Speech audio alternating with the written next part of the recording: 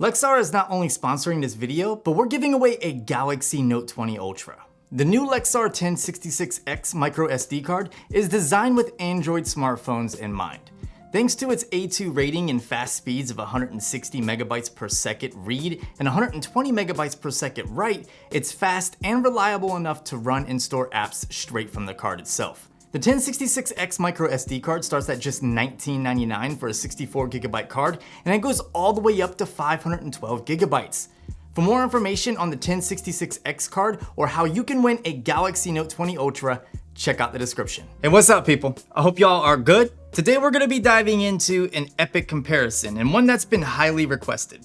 I'm talking about the Galaxy S21 Ultra versus the Note 20 Ultra. In case you're new here, I have a way of doing my own spin on comparisons. We're putting both phones up against each other in 6 different rounds. We're gonna be focusing on design, performance, software, entertainment, battery, and camera. Each round consists of several different categories. The winner of each category will get a point, and whichever phone has the most points at the end of the round wins that round. At the end of the video, we'll tally up the rounds, and whichever phone has won the most rounds, we will declare the winner. With that said, ring that damn bell.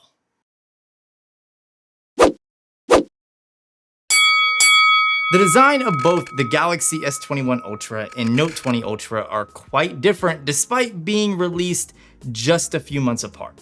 They're both made of excellent materials consisting of Gorilla Glass Victus on the front and the back. The Galaxy S21 Ultra features a matte glass backside and is available in multiple colors. The Note 20 Ultra also features a matte glass backside, but it's only available in this goldish bronze color. The remaining colors all feature smooth, traditional style glass. The camera bump on the S21 Ultra looks slightly better in my personal opinion. This is partially due to it not sticking out as much as the Note 20 Ultra, and also how the camera design seemingly wraps around to the side, housing the volume rocker. The Galaxy Note 20 Ultra utilizes a stainless steel frame, whereas the S21 Ultra is made of aluminum, which could have an impact on durability. However, this is specifically from a drop or impact perspective, since scratch resistance will be identical. The S21 Ultra is heavier and thicker, whereas the Note 20 Ultra is wider and taller. This is definitely noticeable in the hand. Not to mention the boxier design of the Note 20 Ultra is a bit more cumbersome to hold with one hand versus that of the candy bar shaped S21 Ultra. The S21 Ultra does fit in the hand a bit easier and is more form-fitting, but this will differ from person to person. What I will say is that the extra thickness of the S21 Ultra makes it easier to hold while navigating the phone, simply because there's more to grip on the edges. That said, thanks to Samsung software and the one-handed modes implemented on both devices, you can easily operate these phones with a single hand when you need to. The Galaxy Note 20 Ultra has more added features when it comes to its hardware. The most obvious is going to be the S Pen and S Pen housing. Even though the S21 Ultra does support the S Pen, you do have to buy a case, and there's no place to attach the S Pen on the phone itself. The Note 20 Ultra also has a micro SD card slot within the SIM card tray, and it features MST support for Samsung Pay. If you're not familiar, MST is what older credit card swipers use. In short, the Note 20 Ultra is a more versatile device for mobile payments. In terms of security, both phones feature in-display fingerprint scanners, but the S21 Ultra has a newer version that is slightly bigger in size and slightly more responsive. With all that being said, I'm going to give this one a tie. Both phones have incredible build quality, and both of course are IP68 rated, making them dust and water resistant. Due to the Note 20 Ultra having that stainless steel frame, it does have a slight advantage over the S21 Ultra from a sheer durability perspective. The Note 20 Ultra also packs more hardware features like MST functionality and SD card support. The S21 Ultra, in my opinion, is a more ergonomic phone and feels better in the hand. It also has a better fingerprint scanner, giving it a slight advantage for security. Moving on to performance. For this, I'm looking at app opening speeds, RAM management, gaming, day-to-day performance, and compute performance. Starting with the first test, which is app opening speeds. For this test, I set up a series of 10 apps. The first app is the clock app to start a timer, and the last app is the clock app to stop the timer. The 8 other apps consist of the camera, a calculator, IDA64, Fruit Ninja, Geekbench 5, Into the Dead, AR Zone, and Grim Valor. Once the app opens and is fully loaded, I then close it and open the next app. I continue doing this until I reach the final clock app and I stop the timer. I ran this test 10 times in order to try and cut down on any dexterity variables, since obviously I'm only human and I'm gonna make mistakes. The Galaxy S21 Ultra can open apps slightly faster thanks to the Snapdragon 888, but the difference is so small, I don't think anyone is going to see a difference in real world use. That said, a win is a win. Moving on to RAM management. I performed a similar test by opening up a timer and a game in the beginning, then opening several apps until the initial game needed to be closed or had to refresh. Both the Galaxy S21 Ultra and Note 20 Ultra were able to open and store 24 plus apps while running 3 games in the background. Although both of the models I have are currently performing identical since they have 12 gigabytes of RAM each, the Galaxy S21 Ultra has a slight leg up overall since there is a 16 gig RAM model that comes with 512 gigs of storage. Based on specs alone, I would say that it would be ever so slightly better, but since I don't have my hands on it, I really can't confirm this. Gaming on both devices is great, and both phones have plenty of power to run even the most demanding games. Thanks to both phones having displays with a 120Hz refresh rate, the experience is one of the best on a mobile device. However, once again, the Galaxy S21 Ultra has a slight leg up here since it can go up to Quad HD Plus while still utilizing the 120Hz refresh rate. The Note 20 Ultra requires it to be in Full HD Plus. Load times are slightly faster on the S21 Ultra, but it's very minimal. This same trend can be said about regular day-to-day performance. Both are not going to disappoint and can run any app that you throw at them, especially the less demanding ones like social media, streaming, and email apps. For compute performance, I ran a series of benchmarks. Feel free to pause the video to take a look at the results for yourself. In short, the Snapdragon 888 is a more powerful processor, but honestly, that's to be expected.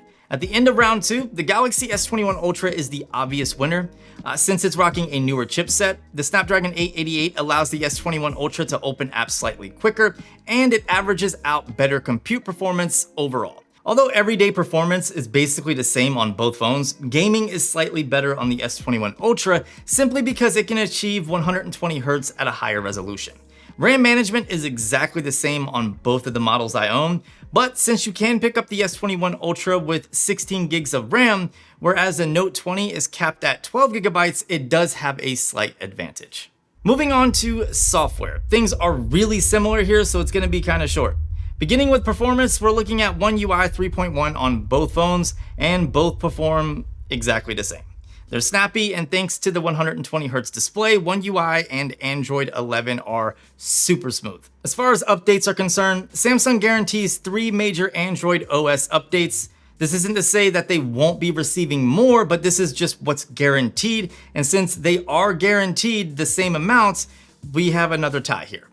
Looking at features, one might think the Note 20 Ultra would be the winner, but that's not so anymore thanks to the S21 Ultra having S Pen support. Of course, the S Pen does need to be purchased separately, but that doesn't stop the fact that it does support it and comes with nearly all of the same benefits that the Note 20 Ultra offers. Notice that I said nearly though.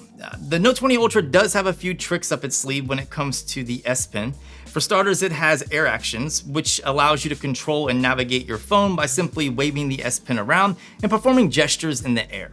Secondly, you can use the S Pen inside of the camera app to switch between modes, snap a photo, start recording a video, or flip from the front-facing to the rear-facing cameras. Now, whether or not those things mean anything to you comes down to how you use your phone. With all that being said, the S21 Ultra has a nice little trick up its sleeve, being able to swap out Samsung Free for Google Discover, which in my opinion is far more useful than air actions or the additional S Pen features on the Note 20 Ultra. But it's kind of stupid that Samsung is marketing the Google Discover feature as an S21 Ultra exclusive or S21 series exclusive. There's no reason why this can't be pushed out to the Note 20 Ultra or other phones running One UI 3.1. Customization on both phones is identical. Both support the Galaxy Theme Store, which is a way of customizing your phone with wallpapers, always-on displays, icons, and more. Plus, since both are running Android 11, you can always install a custom launcher and tweak things even further. Ultimately, when it comes to all things software, these phones are very similar, and both offer a minor advantage over the other in some ways. But in the end, I'm just gonna call this one a draw. Moving on to entertainment, we're looking at display quality, what it's like consuming content, and of course sound. Both phones have phenomenal displays that literally break records. The Note 20 Ultra is slightly bigger at 6.9 inches versus the S21 Ultra at 6.8 inches. The Note 20 Ultra also has a better screen-to-body ratio at 91.63% versus the 89.33% on the S21 Ultra. In terms of sheer quality, the Note 20 Ultra technically gets slightly brighter with a peak brightness just over 1,600 nits, whereas the S21 Ultra peaks around 1,500 nits. In regular mode, the Note 20 Ultra is a bit dimmer though. The S21 Ultra comes in at 885 nits, while the Note 20 Ultra is around 680 nits. This makes visibility outside and under direct sunlight a little easier on the S21 Ultra unless high brightness mode kicks in. The S21 Ultra also gets slightly dimmer at 1.6 nits versus the Note 20 Ultra's 2 nits. Of course, this is going to be easier on the eyes when in darker environments. The S21 Ultra and Note 20 Ultra have excellent viewing angles, however both phones have a slight color shift. In my use, they both have equally accurate colors and sharpness, and they both look incredible. Also, both support HDR10+ content. When it comes to viewing content, both phones once again are excellent. The Note 20 Ultra's slightly larger display helps a tiny bit, but it's not significant. The S21 Ultra technically has a higher PPI, but again, the sharpness when viewing content is damn near the same. The area that the S21 Ultra beats out the Note 20 Ultra is when utilizing the 120Hz refresh rate in Quad HD+, since the Note 20 Ultra is capped at Full HD+. This is definitely noticeable, even when playing back games in 1080p or content in general, as it looks better on the S21 Ultra 99.9% of the time. Also, another big advantage of the S21 Ultra is that it has an adaptable refresh rate that can intelligently lower itself to 10 Hz to consume less power, which we'll talk about more when we get to battery. Moving on to speaker quality, the S21 Ultra outperforms the Note 20 Ultra, and not only gets louder, but also seems to have slightly more range and depth to whatever you're listening to. Here's a quick example so you can hear for yourself. Hey, what up, City? Yeah, now I rep the O, what you know by the west side. I just bought a whip, all in cash, live my best life. Bought a couple stocks, so I'm covered for the next 5. I don't like the top, but I will if you test my. Hey, what up, City? Yeah, now I rep the O, what you know by the west side. I just bought a whip, all in cash, live my best life. Bought a couple stocks, so I'm covered for the next 5. I don't like the top, but I will if you test. At the end of this round, I'm going to give the win to the S21 Ultra. While in my opinion, the Note 20 Ultra has a higher quality display due to its larger size and it features less color shift, the S21 Ultra is better when in use. Viewing content on the S21 Ultra and playing games is much better due to the higher resolution refresh rate.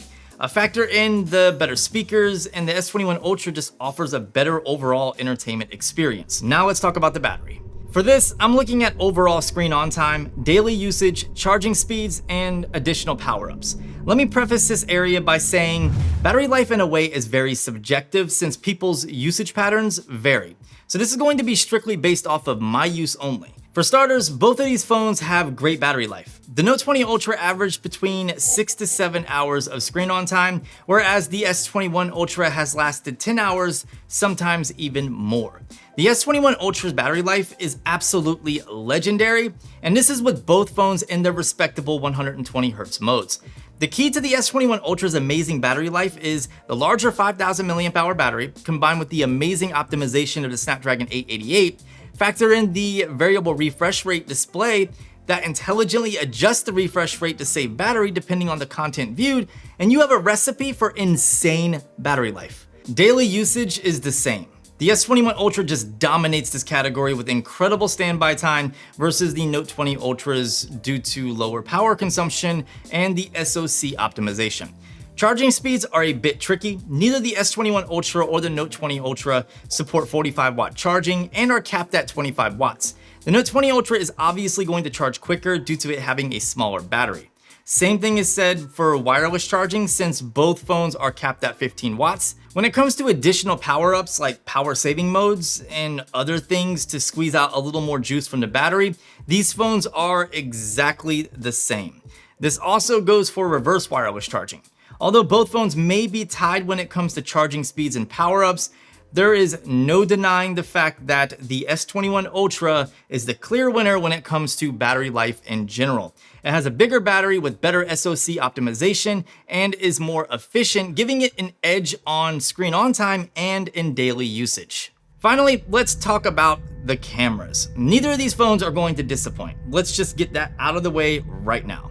In fact, they are extremely similar, but as to be expected, the S21 Ultra slightly edges out here. For photos, the S21 Ultra lands slightly more magenta at times versus the Note 20 Ultra, which lands slightly green. I would say the S21 Ultra looks a bit more pleasing, but honestly, it just depends on the scene. Skin tones appear to be slightly better looking on the S21 Ultra, but again, this is going to come down to your skin tone and perception of colors.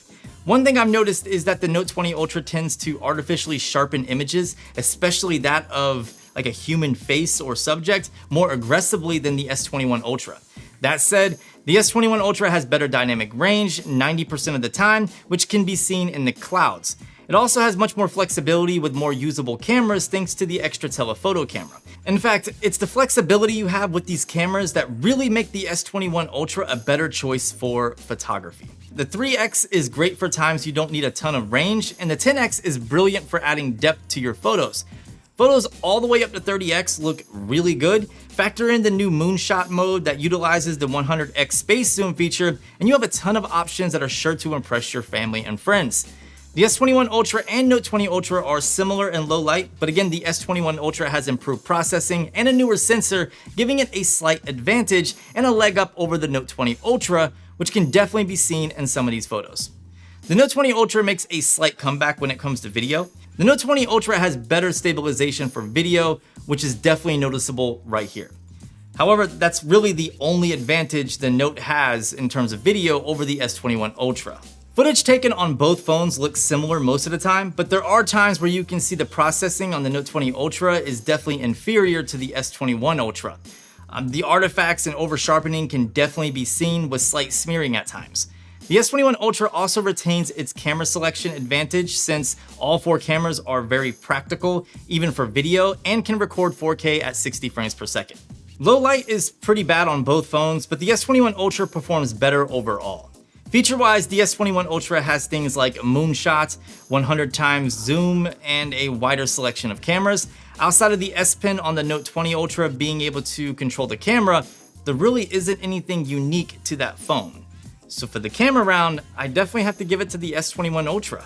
Okay, so let's wrap this up. Out of the 6 rounds, we had 2 ties, and the Galaxy S21 Ultra took 4 victories, making it the clear winner of this head-to-head match. This comparison was actually quite difficult since both of these devices are so good and perform so similar that I really had to stretch to find differences. If you own a Note 20 Ultra, I urge you not to upgrade just yet since that phone is still very relevant and very good. However, if you're on the fence between these 2 phones, I would go with the S21 Ultra. You won't be disappointed. If you enjoyed this video, please consider giving it a thumbs up. If you're not subscribed yet, please do that as well, followed by clicking the bell icon. Make sure to check out the description for all of those giveaway details. And of course, the other giveaway that I have going on. And I'll see you beautiful people in the next one.